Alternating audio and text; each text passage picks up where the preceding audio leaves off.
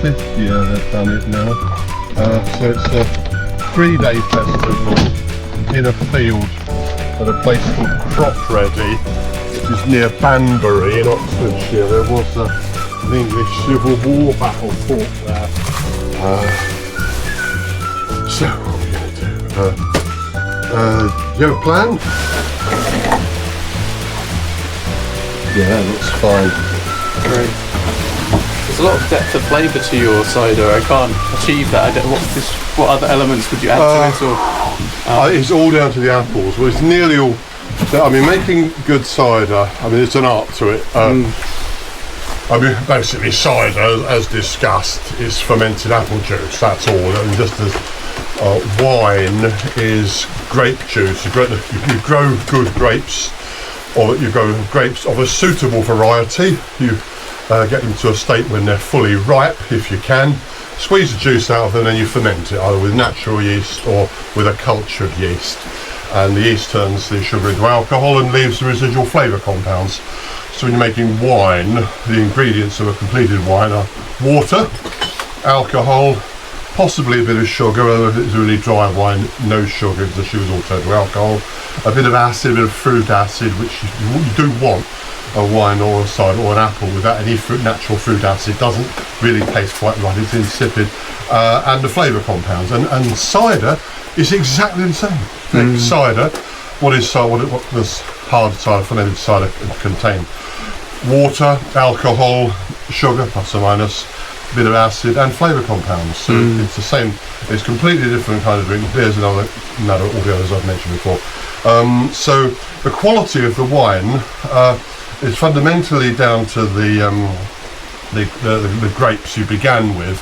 I mean, you can, by bad techniques or bad luck or carelessness, you can make bad wine out of good grapes. So you can make bad cider out of good apples, but you can't make good wine out of bad grapes, and you can't make good cider out of bad apples. So then, as mentioned, you've got two main traditional cider traditions in this country. You've got the West Country, the headquarters of which will be, say, for the sake of argument, Taunton and Hereford, and areas around there, basically Somerset and Herefordshire, although, you know, either side, yeah, and that's West Country. And you've got the bitter apples like Tremlitz Bitter, Brown Snout, Yarlington Mill, Harry Marston's Jersey, Dabinet, and many other varieties, and these have been selectively developed and preserved over the centuries because they were worked out by experience to make the best cider, and usually it's a blend. And the other tradition is what's often called the Eastern Counties, and this is sort of Suffolk, Norfolk, Essex and Kent, where they've primarily grown dessert apples, eating apples and cooking apples. I mean, classically Cox and Bramley, Worcester, Pearmain, apples of that kind. And you're always going to have some leftover apples that are not quite good enough to make the grade to go to the market and be sold to be eaten by people. Some are too big, some are too large, some go a bit soft, some are a bit spotty, this, that and the other. So it makes sense to make these into juice or cider. And so this can make a really nice brisk, it can be sweet or dry depending on where the fermentation stops. Very aptly, but it hasn't got the flavour compounds of the West Country. So you've got your Eastern Counties cider. Aspel's is a very good example of that, quite widely available. And how would you categorise your cider, this particular batch? Mine is a blend of both. I don't put a lot of science into it. In this orchard, we originally started planting this orchard because of a love for the old English apple varieties. Romantic, you know, we were romantics, and we never tried to make a living out of it. I mean, okay, it would have been great to have made a living out of it, but it wasn't realistically possible. It was a side hustle, if you like, something we did partly for pleasure. It paid for itself. We sold our apples. We mainly concentrated on eating apples, sort of from very early ones like Devonshire Quarrendon, Laxton's Epicure, Beauty of Bath, St Edmund's Russet, and a few other apples that ripen sort of August, September, and then moving on to the sort of late September, October ripening apples. Kids Orange Red, Egremont Russet, Sunset, Suntan, and a few others. But we also put in some cider apples specifically. I bought 5 cider apple trees originally from Scott's of Merriott, famous nursery in Somerset. Sadly, they closed down a few years ago now. And most of the cider trees in this orchard I grafted from the original 5 that I bought. I bought in some rootstocks and grafted them myself. So we have about 8 or 10 different varieties, including a few rare ones like Slackmer Girdle, Fair Maid of Devon, Dunkerton's Early, and a few others. The main cider apples we grow are Dabinet, Harry Masters Jersey, and Yarlington Mill. So our cider is a blend of all of those, and I've got to admit I don't always put a lot of science into it. We do always like to make a small batch for ourselves late in the season, which is mainly based on a variety called Le Bret.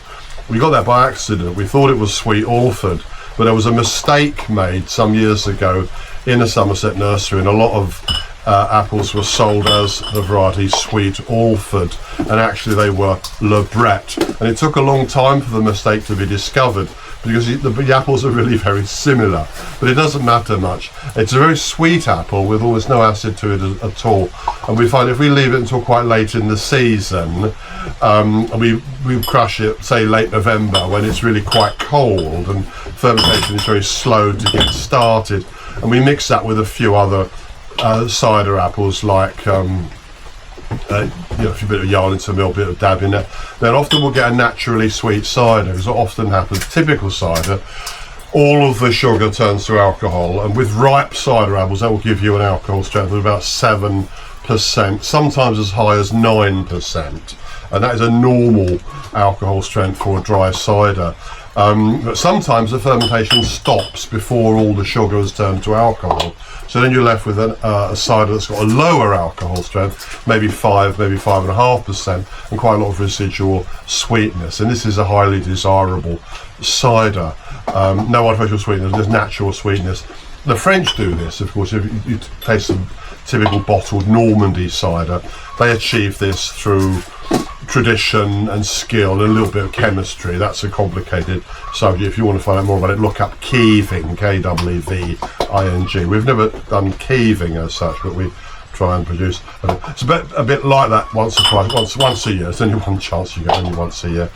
But yeah, most of our cider is a blend of approximately 50% West Country bitter sweet cider apples and about 50% sweet aromatic dessert apples, such as Sunset, Kids Orange Red,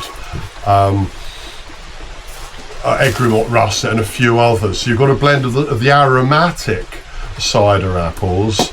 I mean, who can describe what these chemicals are that give rise to these fragrances? I mean, some of the apples taste of a bit of pineapple. Oddly enough, we grow an apple called Pitmarston Pineapple, and it has got a flavour of pineapple. There's another apple called Ananas Rainette, and another one called Suntan, which is a stupid name for an apple, but it's a great apple. It was raised in 1955 in Kent by a cross between Cox's Orange Pippin and I may be wrong here, Cox's Orange Pippin and Corpenduplat. Corpenduplat is believed to be the oldest apple that's grown in this country, and it's believed to have been introduced by the Romans. Of course, the further back you go, the less specific we can be. I mean, apples that were raised in 1955, we can tell you the name of the person who raised them and the exact location where it was done, but the further back you go, the less certain we can be.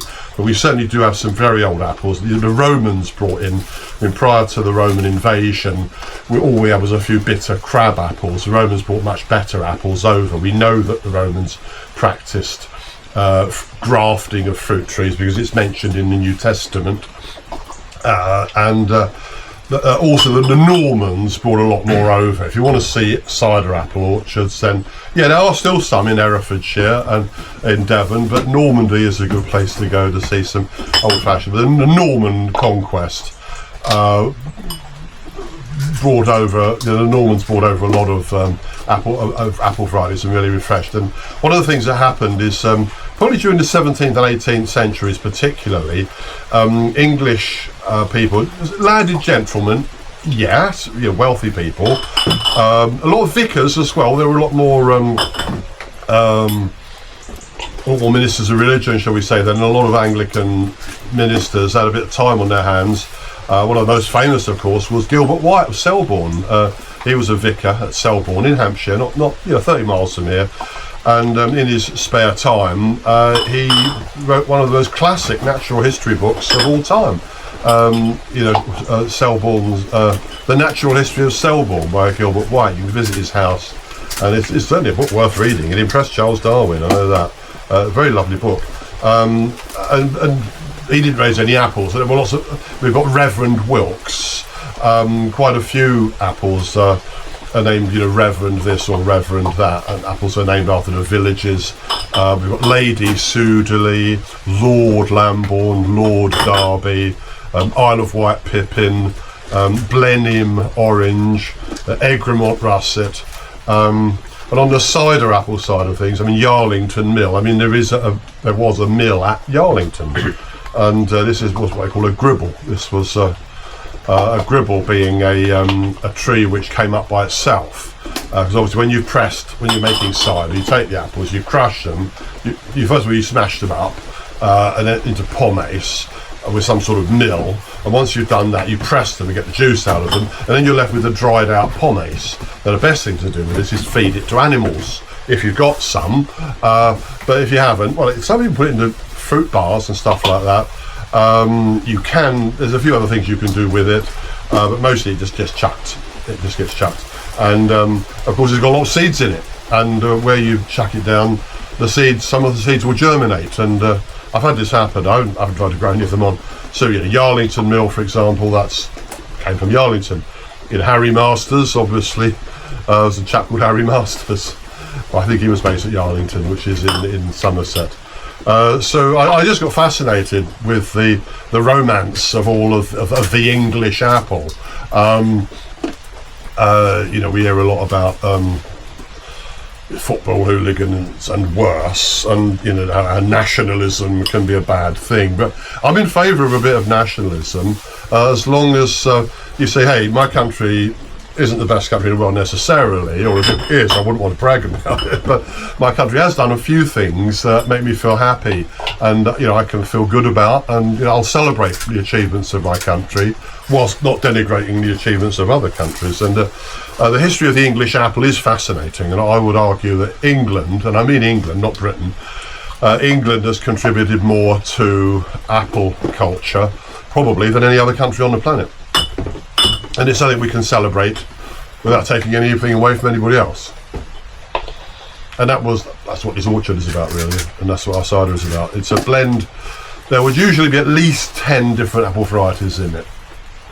At least 10 different varieties, but don't ask me to name them or give you percentages. That's even the serious cider makers, people like Julian Temperley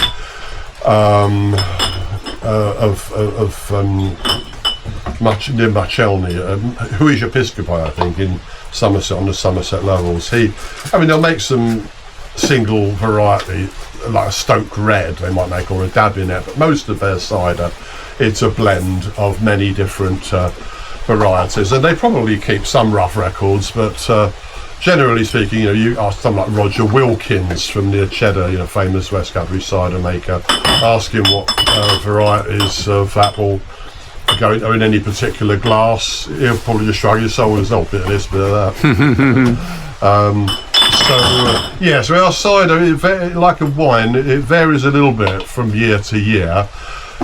A lot of cider apples, some more than others, have the fault of being biennial. That is to say, you will get a big crop one year and you'll get nothing the following year. I mean, some of them it's very strict. Like, for example, Tremlet's bitter. You will get a massive crop on it one year, and the next year you won't get a single apple on the whole tree. We've got some that are out of kilter, so that we'll always have some. We've got some in one orchard and one in another orchard, a very big tree in another orchard, and they're out of time with each other, so we'll always have some Tremlet's bitter, which is okay. You don't want many. You wouldn't make a single variety out, you wouldn't make a single variety cider out of Tremlet's bitter. Any more than you make a curry with just chili and no other spices. It wouldn't really work. A lot of the art is in the blending, and of course years vary. I mean, last year wasn't as sunny as it might have been. I mean, some years we've had a lot of rain and very little sun, so we've had quite a lot of apples, but they have the sugar levels and the aromatic flavour compounds were not up to ideal. Another year you might have a very dry year, the yield will be down, but the sugar levels and the aromatic flavour compounds will be higher. I mean, by definition, if you have an occasional vintage year when nature gives you a very nice palette to paint on, if you like, then by definition you must have average years and occasionally crap years. But you always get drinkable cider, but it's not always. It's always as good as the best. And how would you rank this cider out of the top? I'll give it a 7 out of 10. I mean, it's a perfectly decent cider. The original gravity was in the region of 48 to 50. I mean, we have had gravities up to 65 before now, which will give you a very strong cider. I mean, you want to be careful with that, so you don't necessarily want a very strong cider. I would say this is, I'd give it in the region of 7 out of 10. But again, it's a matter of taste. I've just come back from the Wickham Festival, and I tasted 4 or 5 different ciders there, and none of them were conspicuously nicer than mine. And most of them were sugared up. You could taste the saccharine in some of them, which isn't so nice. Fantastic. Anyway, so I hope people enjoy it. It's a good drink, and as I've said before, if we are looking for a zero carbon future, or at least to reduce our dependence on fossil fuel, then drinking cider instead of beer would have a significant contribution to that, because the energy input that goes into growing apples is minimal to zero, and then converting the apples into cider, we use a little bit of energy. We have a petrol driven generator out here at the orchard which does the mincing, and the crushing is done with a hand press, and there's no other input of energy apart from that. So cider has never gone away. It's been messed around with a bit, but it's never gone away, and it is a very, very traditional regional drink of Old England. Fantastic. Thank you, Stephen.